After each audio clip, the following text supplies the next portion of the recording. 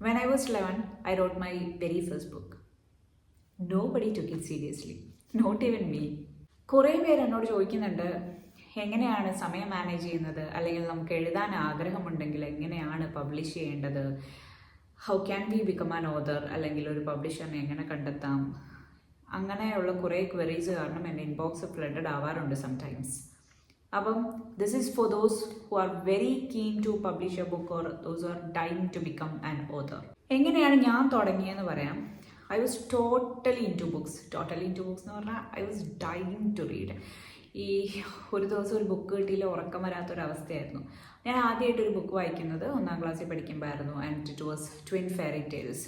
I did not understand much those days, കാരണം എനിക്ക് അധികം ഇംഗ്ലീഷൊന്നും ആ സമയത്ത് അറിയില്ലായിരുന്നു. പക്ഷെ ഞാൻ വായിച്ചു, because there were pictures and all. അപ്പം I could relate the story. പിന്നെ when I was in my 4th standard I read Malayalam book called ഒരു കൊടിയും കുഞ്ഞു പെങ്ങളും മുട്ടത്ത് വർക്കിയുടെ. That literally opened the literature world to me. Magic, ബുക്കിൻ്റെ magic എനിക്ക് മനസ്സിലായത് ആ ഒരു പുസ്തകത്തിലൂടെയാണ്. എവിടെയോ ഇരിക്കുന്ന ഒരു എഴുത്തുകാരൻ, എവിടെയോ ഇരിക്കുന്ന ഒരു വായനക്കാരൻ, and the heart to heart connection established between those two. അതെനിക്ക് ഭയങ്കര മാജിക്കലായിട്ട് തോന്നി. I was literally amazed by that. Okay, എന്തൊരു വല്ലാത്തൊരു കണക്ഷനായിട്ട് എനിക്ക് ഫീൽ ചെയ്തു. And I realise that this is so wonderful.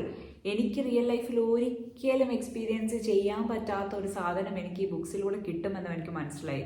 എനിക്ക് ഒരിക്കലും ചെന്നെത്താൻ പറ്റാത്ത ഇടങ്ങളിലേക്ക് ചെന്നെത്താൻ പറ്റുന്നു, ഒരിക്കലും കാണാൻ പറ്റാത്ത കഥാപാത്രങ്ങളെ കാണാൻ പറ്റുന്നു, ഒരിക്കലും ജീവിക്കാൻ പറ്റാത്ത ജീവിതങ്ങൾ ജീവിക്കുന്നു, ഏതൊക്കെയോ സ്ഥലങ്ങളിൽ പോകുന്നു, ചില സ്ഥലങ്ങൾ പോലും ലൈക്ക് എക്സിസ്റ്റിങ് പോലും അല്ലാത്ത സ്ഥലങ്ങളിൽ. ഓക്കെ, എനിക്ക് ഭയങ്കര അത്ഭുതമായിട്ട് തോന്നി. ആൻഡ് ചില പുസ്തകങ്ങളൊക്കെ വായിച്ചു കഴിഞ്ഞാൽ ആ കഥാപാത്രങ്ങളും സ്ഥലവും ഒക്കെ അങ്ങനെ മനസ്സിലിരിക്കും. അപ്പം എനിക്ക് ഭയങ്കര ഓക്കെ, ഇതെന്താണ് ഈ സംഭവിക്കുന്നത്. Okay, I was literally amazed by all these things. And എനിക്ക് പിന്നെയും വായിക്കണം എന്നുള്ളൊരു ത്വരയായിരുന്നു. ആൻഡ് അങ്ങനെ ഞാൻ വായിച്ചു കൂട്ടി കുറേ വായിച്ചു. അങ്ങനെ ഞാൻ സീരീസിലേക്കായിരുന്നു പിന്നീട്. Okay, goosebumps, Harry Potter, famous 5, പിന്നെ നാൻസി ഡ്രൂ, ഇങ്ങനെയുള്ള സാധനങ്ങളൊക്കെയാണ് സ്കൂളിൽ പഠിക്കുമ്പം വായിച്ചുകൊണ്ടിരുന്നത്. അപ്പം എനിക്ക് ഏറ്റവും കൂടുതൽ എന്നെ ഇമ്പ്രസ് ചെയ്ത ഒരു സീരീസാണ് ഗൂസ് ബംസ് എന്ന് പറയുന്നത്. I was addicted to this style R.L. Stine introduced. അപ്പം I was totally into horror books and ഉള്ള സമയത്ത് എനിക്കിപ്പോഴും ഹൊറർ ഭയങ്കര ഇഷ്ടമാണ്. ആൻഡ് ഞാൻ മനസ്സിലാക്കി എനിക്കും ആൾക്കാർ പേടിപ്പിക്കണം എന്നൊക്കെ ഫീലായി. ആൾക്കാർ പേടിപ്പിക്കുക മീൻസ് പിള്ളേർ especially. I wanted to write something for kids. അപ്പോൾ ചിൽഡ്രൻസ് ബുക്കിൻ്റെ ഒരു ഓതർ ആവണം, എനിക്കൊരു ഫീമെയിൽ R.L. സ്റ്റൈൻ ആകണം എന്നായിരുന്നു ഞാൻ സ്കൂളിൽ പഠിക്കുമ്പോൾ ആഗ്രഹം. അത് ഈ വായിച്ചിട്ടാണ് കേട്ടോ അങ്ങനെ ആയത്. ഇപ്പോൾ ഗൂസ് ബം സീരീസ് എന്നെ അമേസ് ചെയ്തെടുത്തോളം സ്കൂളിൽ പഠിക്കുന്ന സമയത്ത് വേറൊരു സീരീസും അമേസ് ചെയ്തിട്ടില്ല. കാരണം കുറേ endings, most of the books had 20 endings. അപ്പം ഈ 20 എൻഡിങ്സിൽ ഓരോ എൻഡിലും നമുക്ക് ഡിസൈഡ് ചെയ്യാം വേർ ഷുഡ് വി ഗോ എന്ന്. ഇപ്പം ഫസ്റ്റ് 2 ഓപ്ഷൻസ് തന്നിട്ട് നിങ്ങൾ ഇതാണ് എടുക്കുന്നതെങ്കിൽ ഗോ ടു ദിസ് പേജ്, നിങ്ങൾ ഇതാണ് വേറെയാണ് എടുക്കുന്നതെങ്കിൽ ഗോ ടു ദാറ്റ് പേജ്. അപ്പോൾ എനിക്കിത് ഭയങ്കര വണ്ടർഫുൾ ആയിട്ടുള്ളൊരു ഫീലിംഗ് ആയിരുന്നു അതെനിക്ക് തരുന്നത്. ഭയങ്കര ജോയ്ഫുൾ തിങ്. ഓക്കെ, അങ്ങനെയൊക്കെ നമ്മൾ തന്നെ കഥ തീരുമാനിക്കുന്നു എന്നുള്ളൊരു ഫീല്. അപ്പോൾ എനിക്ക് എൻ്റെ ഒരു ആഗ്രഹം എന്ന് പറഞ്ഞാൽ ഇതുപോലെ ഒരു ചോയ്സ് ബുക്ക് എഴുതണം എന്നതായിരുന്നു. അപ്പം ഈ ഭയങ്കരമായിട്ട് ഈ ആഗ്രഹം അങ്ങ് കയറിയിട്ട് എനിക്ക് എഴുതാതിരിക്കാൻ വയ്യാത്തൊരവസ്ഥ. അങ്ങനെ ഞാൻ 7th സ്റ്റാൻഡേർഡിൽ പഠിക്കുമ്പം റഫ് ബുക്കിൽ എഴുതിയതാണ് ഒരു ബുക്ക്, ഒരു കഥ. അപ്പം that was about a group of friends and they were trapped in the forest. അപ്പോൾ അതായിരുന്നു കഥ. അങ്ങനെ അവരവിടെ നിന്ന് എസ്കേപ്പ് ആവാൻ വേണ്ടി ട്രൈ ചെയ്യുന്ന ഒരു കഥയായിരുന്നു. And I circulated it among my friends and ടീച്ചേഴ്സും കുറേ പേര് വായിച്ചു, കുറേ കുട്ടികളും വായിച്ചു. ആൻഡ് എല്ലാവരും ഭയങ്കര അത്ഭുതത്തോടെ എന്നെ നോക്കി. ആൻഡ് ഭയങ്കര കഴിവാട്ടോ എന്നൊക്കെ പറഞ്ഞു. അപ്പോൾ it was literally very proud of myself കേട്ടോ. ആൻഡ് അന്നത്തെ കാലത്തൊന്നും എനിക്ക് അറിയില്ല ഇങ്ങനെ പബ്ലിഷ് ചെയ്യുന്നതിനെ പറ്റിയും അല്ലെങ്കിൽ ഈ ബുക്കാക്കി പുറത്തിറക്കണം എന്നൊന്നും അറിയില്ല. ഞാൻ റഫ് ബുക്കിൽ ഒരു ബുക്ക് എഴുതിയപ്പോഴത്തേക്കും I thought I became a writer. And ഞാൻ എന്തോ വലിയ സംഭവം എന്നുള്ളൊരു ഫീൽ എനിക്ക് തന്നെ വന്നു, എല്ലാവരും എന്നെ പ്രശംസിക്കാനൊക്കെ തുടങ്ങിയപ്പോഴത്തേക്കും.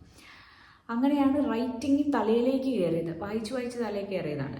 ആൻഡ് അത് കഴിഞ്ഞിട്ട് ഞാൻ കോളേജിലെത്തിയപ്പോൾ വായനയൊക്കെ വല്ലാണ്ടങ്ങ് കുറഞ്ഞു കേട്ടോ. പക്ഷേ സ്റ്റിൽ ആ ഡ്രീം വാസ് ദെയർ. ഓക്കെ, ഞാൻ once I promised that 8-year-old girl that I'll become an author someday. ആ ഒരു dream was there in my heart and I really wanted to do something for that. ഞാൻ BTech ആണ് പഠിക്കാൻ പോയത്, അപ്പോൾ അത് തന്നെ എനിക്കൊരു റിഗ്രറ്റ് ആയിട്ടിരിക്കുന്ന ഒരു സാധനമായിരുന്നു. ആൻഡ് പിന്നെ ഞാൻ കോളേജ് മാഗസീനിലും അങ്ങനെ കോളേജിൻ്റെ കുറേ പരിപാടിയിലൊക്കെ എഴുതാൻ തുടങ്ങിയപ്പം ഐ തോട്ട് എന്തുകൊണ്ട് ആ പഴയ ഡ്രീം പൊടി തട്ടി എടുത്തുകൂടാ, നമുക്ക് എഴുതാൻ തുടങ്ങിയാലോ എന്നൊക്കെ വിചാരിച്ച് അങ്ങനെ എഴുതി തുടങ്ങിയതാണ് വീണ്ടും. അപ്പം എഴുതി കഴിഞ്ഞപ്പോഴത്തേക്കും I felt like I should publish this. Okay, അങ്ങനെ ഒരു ഫീൽ വന്നു. അതിനുള്ളൊരു ക്വാണ്ടിറ്റി ഒക്കെ ഉണ്ടായിരുന്നു. ആൻഡ് എവിടെയാണ് ഫ്രീ ആയിട്ട് ബുക്സ് പബ്ലിഷ് ചെയ്യാൻ പറ്റണമെന്ന് ഞാൻ തപ്പി തുടങ്ങി. So how to publish a book freely എന്ന് പറഞ്ഞിട്ട് ഞാൻ ഗൂഗിൾ ചെയ്തപ്പോഴത്തേക്കും the first thing that came was Amazon KDP. അപ്പോൾ അന്നൊന്നും എനിക്ക് അറിയില്ല വാട്ട് വാസ് ആമസോൺ KDP എന്നൊന്നും. And I started researching about that and finally I found out that it's a platform where you can publish books freely. ഒരു പൈസയും കൊടുക്കാതെ books publish ചെയ്യാം.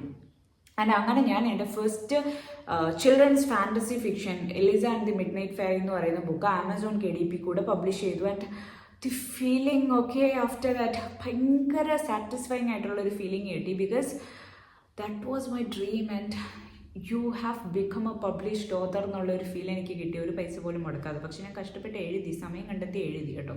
And അത് ചെയ്തപ്പോഴത്തേക്കും എനിക്ക് ഭയങ്കര സാറ്റിസ്ഫൈങ് ആയിട്ടുള്ളൊരു ഫീലിംഗ് കിട്ടി. ആൻഡ് ആമസോൺ ഓതർ പേജ് ഒക്കെ നമുക്ക് കിട്ടും. ആൻഡ് വൺസ് യു ഗൂഗിൾ അപ്പോഴേക്കും കാണാൻ പറ്റും okay she's an Indian author from എവിടെ നിന്ന് ആൻഡ് ഇതൊക്കെ പറഞ്ഞിട്ട് നമ്മുടെ ബയോ ഒക്കെ കാണാം. അപ്പം എനിക്ക് ഭയങ്കര സന്തോഷമായിട്ടുള്ളൊരു ഫീലായിരുന്നു അത് കഴിഞ്ഞപ്പോഴത്തേക്ക് കിട്ടിയത്. പിന്നെയും എനിക്ക് എഴുതണമെന്ന് തോന്നി. അങ്ങനെ ഞാൻ എൻ്റെ second book time teachers to laugh എന്ന് പറയുന്ന സെൽഫ് ഹെൽപ്പ് ബുക്കാണ്, ഷോർട്ട് സ്റ്റോറി കളക്ഷൻ. അതും ആമസോണിൽ അവൈലബിൾ ആണ്. സോ അത് ഞാൻ ആമസോൺ KDP വഴി പബ്ലിഷ് ചെയ്തു. ഫസ്റ്റ് വൺ അത്യാവശ്യം ഫ്ലോപ്പ് ആയിരുന്നു എന്ന് പറയാം, ബിക്കോസ് അധികം ആൾക്കാരൊന്നും മേടിച്ചില്ല. ബട്ട് സ്റ്റിൽ മേടിച്ചതൊക്കെ നമുക്ക് പ്രോഫിറ്റ് ആണ്, കാരണം നമ്മൾ പൈസ ഒന്നും മുടക്കിയിട്ടില്ലല്ലോ.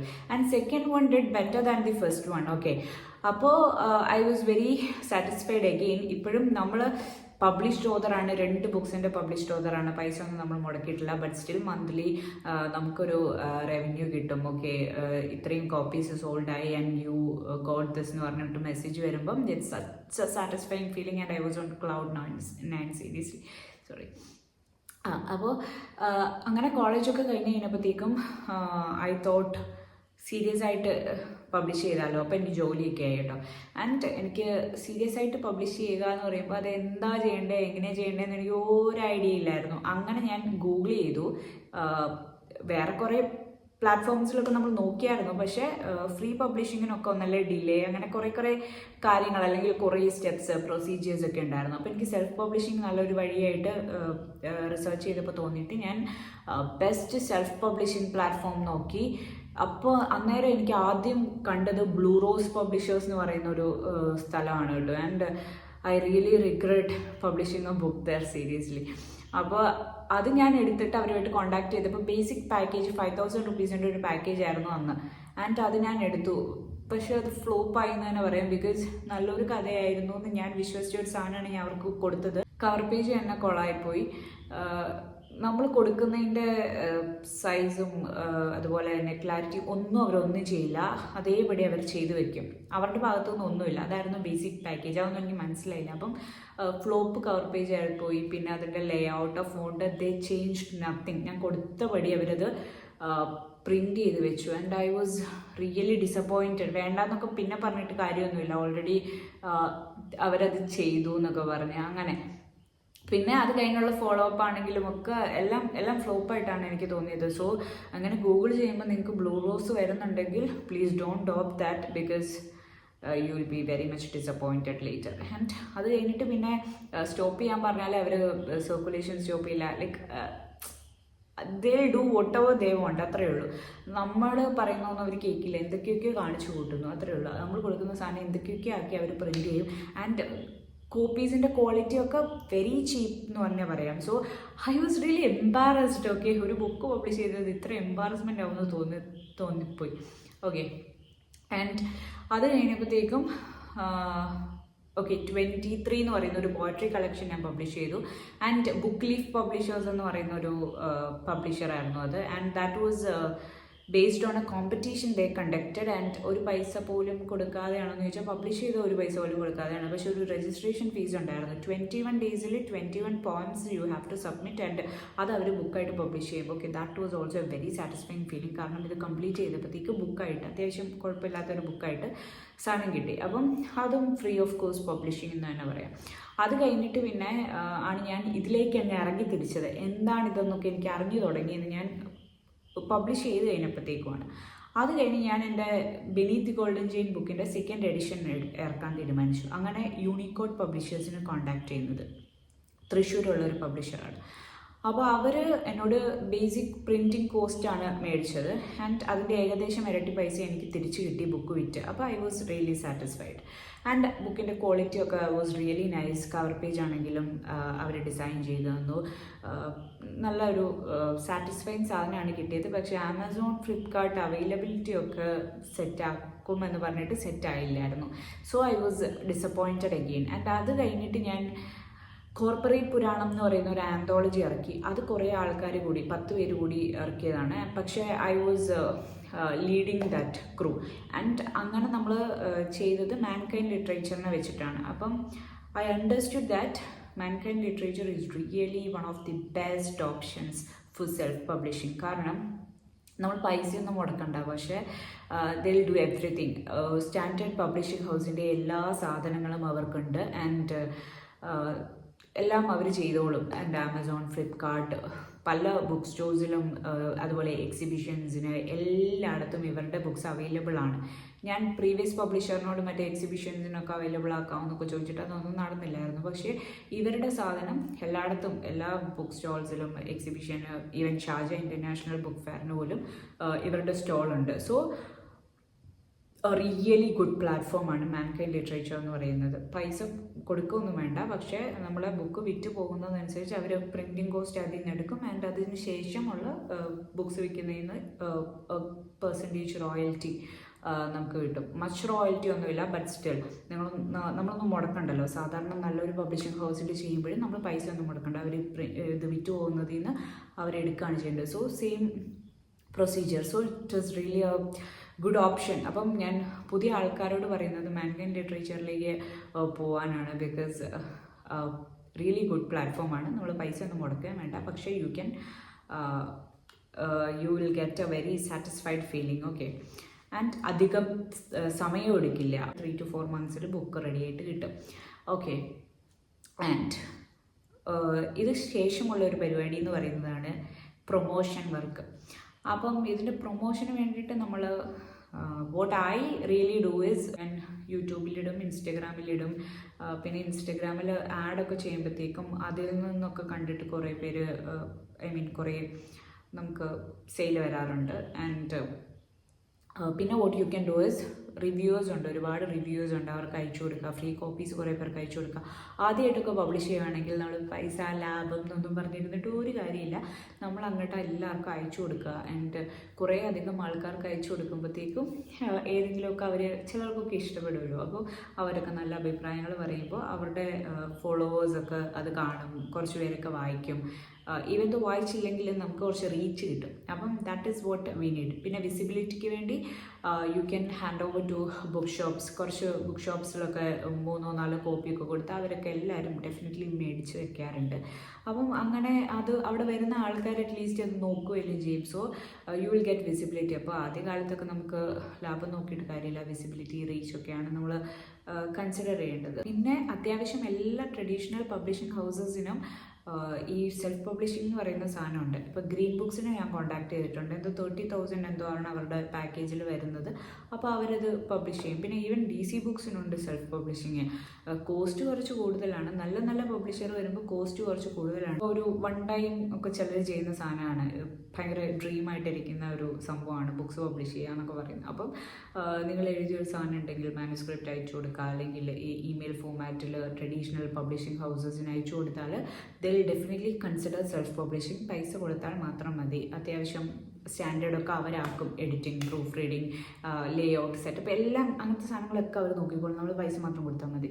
അപ്പം എനിക്ക് തോന്നുന്നു I have connected with DC books, പിന്നെ ഗ്രീൻ ബുക്സ്, സൈക്കഥം ബുക്സ്, അത്യാവശ്യം മലയാളത്തിലെ കുറേ അധികം പബ്ലിഷിംഗ് ഹൗസസിൽ കോൺടാക്ട് ചെയ്തിട്ട് എമൗണ്ട് ഒക്കെ ചോദിച്ചിട്ടുണ്ട്. അപ്പോൾ എനിക്ക് കമ്പാരിറ്റീവ്ലി ലാഭം കൂടിയാണ് ഞാൻ നോക്കുന്നത്. അങ്ങനെ നോക്കിയിട്ടാണ് ഞാൻ മാൻകൈൻഡിലൊക്കെ പബ്ലിഷ് ചെയ്യുന്നത്. ഫ്രീ പബ്ലിഷിംഗ് ആണെങ്കിൽ it will take some time എന്ന് മാത്രമേ ഉള്ളൂ. And if you are very patient to wait you can definitely consider that option also. പിന്നെ എല്ലാ ട്രഡീഷണൽ പബ്ലിഷിംഗ് ഹൗസസും നമ്മൾ അയച്ചു കൊടുക്കുന്ന എല്ലാ സാധനവും എടുക്കണമെന്നില്ല. പിന്നെ നമുക്ക് ബുക്കായിട്ട് കാണണമെന്ന് സ്വപ്നം ഉണ്ടെങ്കിൽ കുറച്ച് പൈസ കൊടുത്തിട്ടാണെങ്കിലും സെൽഫ് പബ്ലിഷ് ചെയ്യുന്നതിൽ കുഴപ്പമൊന്നുമില്ല എന്നാണ് എൻ്റെ ഒരു അഭിപ്രായം. And keep trying. ഒരു സാധനം ഒരാൾ റിജക്റ്റ് ചെയ്തു എന്ന് പറഞ്ഞിട്ട് അത് വേറൊരാൾക്ക് അയക്കാതിരിക്കരുത്. വേറെ പബ്ലിഷിംഗ് ഹൗസസിനും അയക്കണം. ആദ്യം റിജക്റ്റ് ചെയ്ത സാധനം രണ്ടാമത്തെ പബ്ലിഷേഴ്സ് എടുക്കത്തില്ല എന്നൊന്നുമില്ല. ഇവർക്ക് ചിലപ്പോൾ ഇഷ്ടപ്പെട്ടേക്കാം, അവർ ചിലപ്പോൾ വേറെ എന്തെങ്കിലും കാരണം കൊണ്ടായിരിക്കും അതിനെ റിജക്റ്റ് ചെയ്യുന്നത്. അങ്ങനെ keep trying, try until you succeed. ഒരു 10 പേർക്ക് അയക്കുമ്പോൾ ആരെങ്കിലും ഒക്കെ എന്തായാലും എടുക്കും. എന്നിട്ടും എടുക്കത്തില്ലെങ്കിൽ മാത്രം സെൽഫ് പബ്ലിഷിംഗ് പൈസ മുടക്കിയുള്ള പബ്ലിഷിങ്ങിലേക്ക് പോകുന്നതാണ് നല്ലത്. അത്രയേ ഉള്ളൂ. അപ്പം I hope this video clearly explained your queries. അപ്പോൾ ശരി, thank you for watching. By.